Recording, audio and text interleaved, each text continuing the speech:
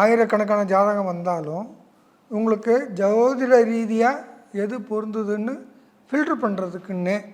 ஏன்னா இது என்கிட்ட நீங்கள் 100 ஜாதகத்தை கொடுத்து பொருத்தம் பார்த்து கொடுன்னா நானே ப்ராக்டிக்கலாக பண்ண முடியாது. அது நீங்கள் பண்ணும்போது தான் அது கொஞ்சம் சரியாக இருக்கும்.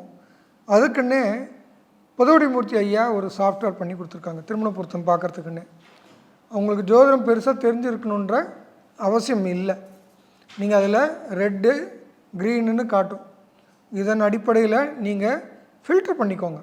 ஒரு 100 ஜாதகத்தை என்கிட்ட கொடுத்து இதில் எது தேர்ந்தெடுக்கலான்னு கேட்டால் நானும் சொல்ல முடியாத இடம் தான் இருக்குது.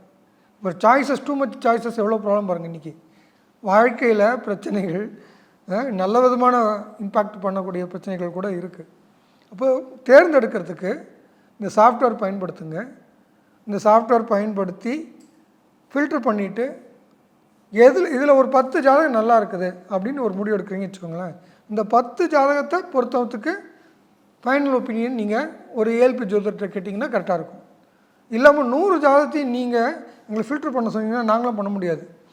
இது ஒரு வரன் தேடுறவங்களுக்கு இருக்கிற பெரிய சிக்கல் அப்படிங்கிறனால நீங்களே முறையாக, அதாவது ஜோதிட ரீதியாக ப்ராப்பராக ஃபில்ட்ரு பண்ணுறதுக்கு தான் அந்த சாஃப்ட்வேர் உங்களுக்கு ஐயா பண்ணி கொடுத்துருக்காங்க.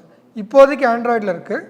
இன்னும் ஓரிரு மாதத்தில் லேப்டாப் சாஃப்ட்வேராகவே கொண்டு வந்து கொடுக்கறதுக்கான ஏற்பாடுகள் நடந்துகிட்ருக்கின்றது இங்கே தெரிவிச்சுக்கிறேன்.